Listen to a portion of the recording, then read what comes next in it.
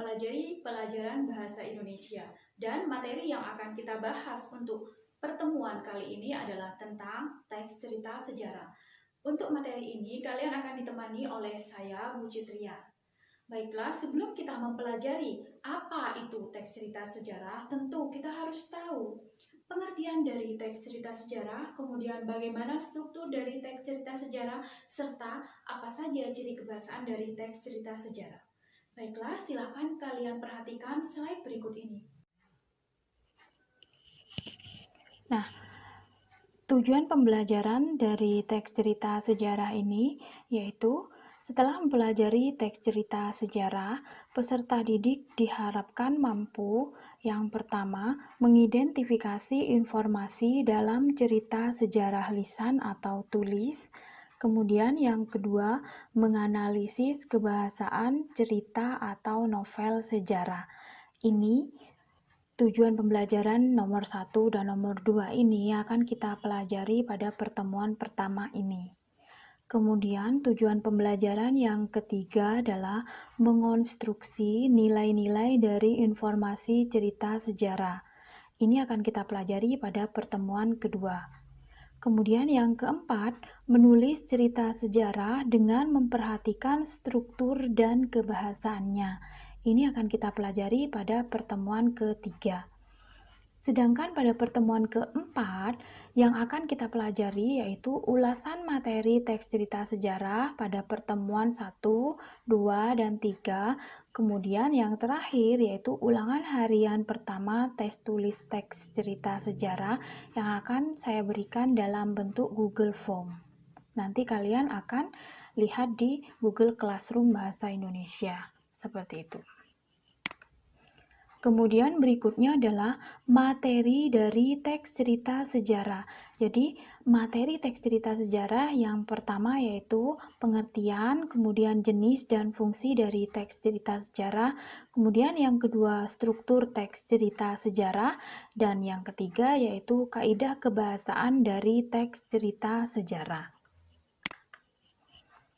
Nah, yang pertama yang akan kita pelajari adalah pengertian dari teks cerita sejarah.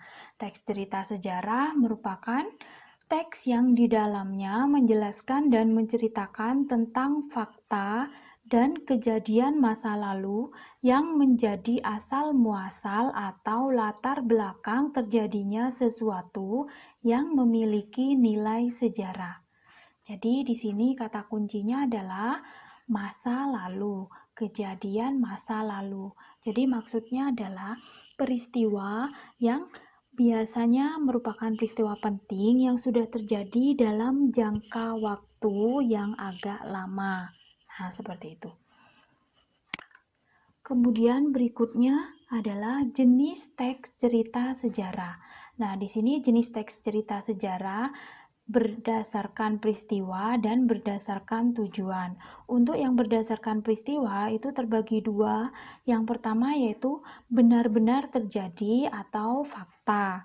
Nah, ini maksudnya adalah segala sesuatu yang diceritakan itu ada data keadaan nyata yang terbukti dan telah menjadi suatu kenyataan. Jadi jelas ada buktinya, bisa dilihat dan berupa fakta. Kemudian yang kedua di sini jenisnya yaitu berdasarkan peristiwa adalah teks cerita sejarah berupa rekaan atau hayalan atau disebut juga fiksi. Jadi di sini maksudnya adalah teks cerita sejarah tersebut ya, itu ada unsur hayalannya atau unsur fiksinya, rekaan. Nah, ini biasanya contohnya adalah legenda. Nah, legenda misalnya legenda Tangkuban Perahu. Nah, di situ ada faktanya. Jadi perahunya itu ada. Nah, tetapi di situ ada unsur rekaan. Misalnya apa? Misalnya bisa membuat sebuah danau misalnya dalam satu malam. Nah, itu kan sesuatu yang fiksi atau di luar nalar seperti itu. Kemudian yang berikutnya adalah berdasarkan tujuan.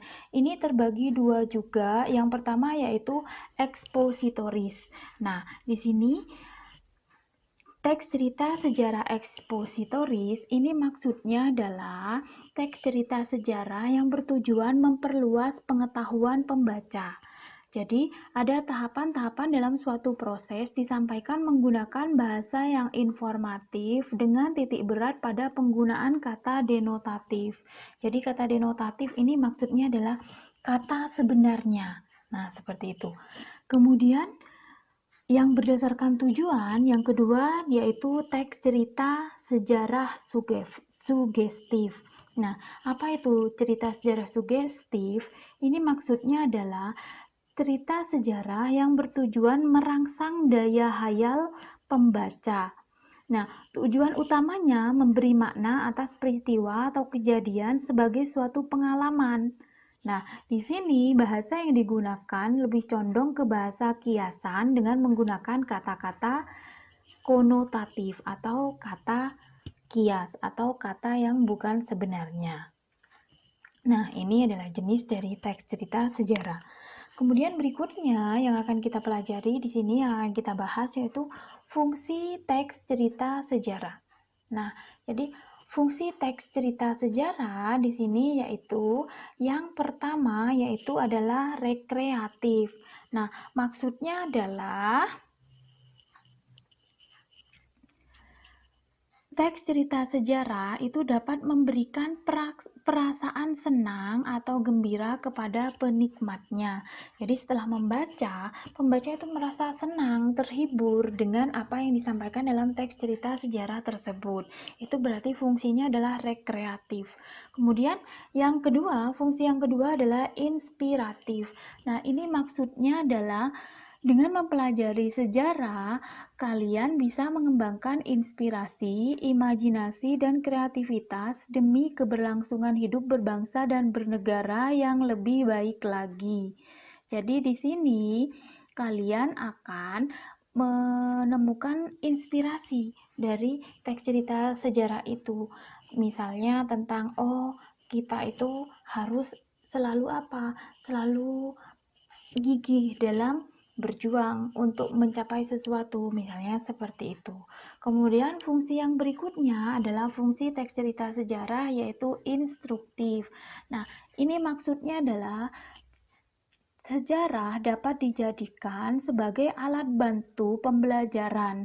Dengan kata lain, dengan menjelaskan materi ajar secara naratif dan kronologis. Jadi maksudnya materi ajarnya itu berupa cerita dan ada urutan peristiwanya. Nah, sehingga sejarah di sini dapat berperan sebagai alat untuk menyampaikan pengetahuan dan keterampilan kepada subjek belajar agar materi pelajaran mudah dimengerti. Seperti itu. Itu fungsi yang instruktif. Sedangkan fungsi yang terakhir di sini yaitu fungsi edukatif, artinya nilai-nilai sejarah dapat dijadikan pelajaran dalam kehidupan sehari-hari dan petunjuk bagi manusia dalam berperilaku agar menjadi pribadi yang arif dan bijaksana. Jadi, fungsi edukatif atau fungsi pendidikannya, kalian bisa mengambil sesuatu yang membuat kalian itu lebih arif dalam melihat sesuatu dan lebih bijaksana untuk memutuskan sesuatu setelah membaca teks cerita sejarah. Seperti itu. Kemudian berikutnya adalah struktur dari teks cerita sejarah. Nah, struktur teks cerita sejarah itu ada 3. Yang pertama yaitu orientasi, yang kedua urutan peristiwa, yang ketiga adalah reorientasi. Nah, di sini untuk yang orientasi, ini maksudnya adalah bagian yang menunjukkan awal kejadian cerita atau latar belakang terjadinya peristiwa. Nah, orientasi ini terletak pada paragraf pertama cerita yang berupa penjelasan awal cerita. Nah, pembukaan cerita biasanya dengan perkenalan tokoh, situasi, dan pengantar cerita selanjutnya. Biasanya penulis bercerita sangat detail pada bagian orientasi ini. Kemudian, Berikutnya adalah urutan peristiwa. Nah, pada bagian kedua struktur ini, urutan peristiwa ini biasanya ada peristiwa 1, 2, 3, dan seterusnya, tergantung berapa peristiwa yang akan diceritakan dalam teks cerita sejarah tersebut. Nah, dalam urutan peristiwa ini terdapat komplikasi dan solusi. Nah, apa itu komplikasi? Nah, komplikasi adalah kondisi mulai timbul konflik antara tokoh utama dan tokoh yang lain. Nah, konflik itu perlahan-lahan menanjak sampai klimaks atau puncak masalah. Kemudian berikutnya yaitu adalah solusi. Nah, solusi di sini maksudnya adalah kondisi konflik yang mulai menurun dan mengarah pada tuntutan terhadap suatu hal, terutama dari pelaku utama. Pada bagian ini, pelan-pelan tiap pihak pelaku menyadari perannya hingga mengarah pada permusyawaratan atau penyelesaian. Nah, kemudian struktur teks yang ketiga adalah reorientasi. Nah, reorientasi ini biasanya berisi opini atau komentar penulis tentang peristiwa yang diceritakan di dalam teks. Nah, reorientasi terkadang memuaskan pembaca, terkadang mengecewakan atau bahkan menyisakan pertanyaan. Jadi, yang reorientasi ini tergantung dari opini atau komentar penulisnya. Nah, biasanya ini berupa opsional atau boleh ada, boleh tidak ada. Hanya saja untuk pelajaran teks cerita sejarah yang akan kita pelajari ini, nanti misalnya kalian disuruh membuat teks cerita sejarah, maka strukturnya harus lengkap, yaitu ada orientasi, kemudian ada urutan peristiwa, yaitu berupa komplikasi dan solusi, dan yang ketiga ada reorientasi. Nah, kemudian berikutnya adalah kaidah kebahasaan. Nah, di sini kaidah kebahasaan dari teks cerita sejarah itu ada 4. Yang pertama yaitu adalah pronomina. Nah, di sini pronomina atau kata ganti. Apa itu pronomina? Pronomina merupakan kata yang digunakan untuk menggantikan benda dan menamai seseorang atau sesuatu secara tidak langsung. Contoh, dia, nya, beliau, mereka, dan lain-lain. Nah, itu namanya pronomina. Kemudian yang berikutnya adalah frasa adverbial. Nah, di sini frasa itu sendiri maksudnya adalah gabungan dua kata atau lebih. Jadi frasa adalah gabungan dua kata atau lebih. Sedangkan adverbial adalah kata sifat. Jadi frasa adverbial maksudnya adalah gabungan dua kata sifat atau lebih. Contohnya adalah pandai sekali. Nah, di sini ada dua kata pandai dan sekali. Nah, dua-duanya merupakan kata sifat. Nah, itu disebut frasa adverbial. Bisa dipahami ya? Kemudian yang ketiga, ciri kaidah kebahasaan dari teks cerita sejarah adalah verba material. Nah, ini verba material. Ini maksudnya adalah kata yang berfungsi untuk menunjukkan aktivitas atau perbuatan nyata yang dilakukan oleh partisipan. Nah, kata kerja material menunjukkan perbuatan fisik atau peristiwa. Jadi ada yang dilakukan di sini. Contohnya adalah membaca, menulis, dan menyapu. Bisa dipahami ya? Kemudian berikutnya adalah yang keempat, konjungsi temporal. Nah, konjungsi itu sendiri artinya adalah kata sambung, sedangkan temporal adalah waktu. Jadi, kalau digabung ini artinya adalah kata sambung waktu. Nah, ini gunanya konjungsi temporal adalah untuk menata urutan-urutan peristiwa yang diceritakan. Jadi, untuk konjungsi temporal ini sangat digunakan sekali pada saat membuat teks cerita sejarah. Nah, kemudian contoh untuk konjungsi temporal ini, kalau yang sederajat itu kata misalnya sebelumnya, sesudahnya, lalu, kemudian, selanjutnya, dan lain-lain. Sedangkan untuk contoh konjungsi temporal yang tidak sederajat, misalnya apabila, bila mana, ketika, sebelum, dan lain-lain. Nah, berikutnya adalah tugas. Nah, di sini tugas kalian ada 5. Yang pertama adalah carilah teks cerita sejarah dari media massa atau internet. Jadi di sini nanti kalian lebih gampangnya mencari di internet, kemudian kalian copy, kemudian kalian paste. Jadi tidak perlu kalian tulis tangan ya, atau kalian capek-capek ngetik lagi, tidak perlu. Kalian hanya tinggal mengcopy aja kemudian paste. Nah, nanti baru yang ada tugas lagi itu adalah yang kedua, 3, 4, dan 5. Jadi kalau nomor 1 ini gampang sekali, tinggal copy paste. Sedangkan yang kedua di sini, yang kedua adalah identifikasi teks cerita sejarah yang kalian cari tersebut, yang nomor 1 tadi, dan masukkan itu masuk jenis apa? Jenis teks cerita sejarah fakta atau fiksi, atau ekspositoris atau sugestif. Jadi caranya adalah kalian baca dulu, setelah itu kalian tinggal melihat itu masuk sejarah fakta atau fiksi. Kalau itu fakta semua yang dikemukakan, maka itu masuk dalam sejarah fakta. Sedangkan kalau ada rekaannya berarti sejarah fiksi, seperti itu. Kalau itu misalnya di situ yang diinginkan adalah memberitahu saja atau memberikan informasi, maka itu masuk ekspositoris. Sedangkan kalau itu memberikan daya hayal ke kalian atau sugesti ke kalian, maka itu masuk dalam sugestif, seperti yang saya jelaskan di awal tadi.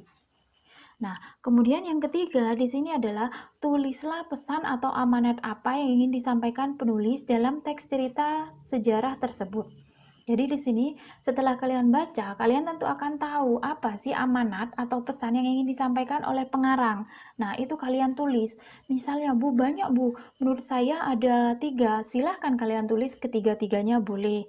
Nah, minimal 1 saja. Bisa dipahami ya? Nah, kemudian tugas yang keempat adalah identifikasi informasi teks tersebut ke dalam tabel berikut. Nah, di sini sudah saya buatkan tabelnya. Nah, kalian silahkan nanti membuat seperti ini. Jadi di sini ada struktur teks cerita sejarah. Di sini sudah ada orientasi. Kemudian untuk urutan peristiwanya langsung saya bagi menjadi komplikasi dan solusi. Dan yang terakhir adalah reorientasi. Nah, kalian nanti setelah membaca, kalian tentu akan tahu informasi atau pokok isi dari teks cerita sejarah yang diorientasi itu apa, kemudian yang dikomplikasi itu apa, informasinya atau pokok isinya, yang disolusi itu apa, dan yang terakhir yang direorientasi itu informasi atau pokok isinya adalah apa. Seperti itu. Kemudian yang kelima adalah analisislah ciri kebahasaan dari teks cerita sejarah tersebut sesuai kaidah kebahasaan yang telah kita pelajari tadi. Jadi kalian menganalisis ciri kebahasaan dari teks cerita sejarah yang sudah kalian cari tadi, itu dicari menurut kalian apakah ada pronomina di situ, apakah ada frasa adverbial di situ, apakah ada konjungsi temporal, atau di situ ada kata kerja material di situ. Silahkan kalian cari dan analisis sendiri. Jelas ya? Nah, kemudian untuk daftar pustakanya di sini saya ambil dari 3 buku, bisa kalian lihat sendiri di sini. Dan yang berikutnya adalah kata motivasi. Nah, di sini kata motivasinya dari Imam Syafi'i, yaitu ilmu adalah yang memberikan manfaat, bukan yang sekedar hanya dihafal. Jadi kalau kalian memiliki ilmu dan itu memberikan manfaat, berarti itu adalah sesuatu yang berguna. Sedangkan kalau hanya dihafal saja, itu bukanlah sebuah ilmu. Demikian pembahasan tentang teks cerita sejarah. Semoga pembahasan tadi memberikan pengetahuan kepada kalian tentang pengertian teks cerita sejarah, struktur teks cerita sejarah, dan ciri kebahasaan dari teks cerita sejarah. Semoga apa yang kita pelajari hari ini bermanfaat untuk kalian, dan apabila kalian ada pertanyaan atau belum bisa memahami teks cerita sejarah, kalian bisa bertanya langsung kepada Ibu Citria melalui WA, via WA, atau Google Classroom, atau bisa berkomentar di bawah ini. Terima kasih, saya akhiri. Wassalamualaikum warahmatullahi wabarakatuh.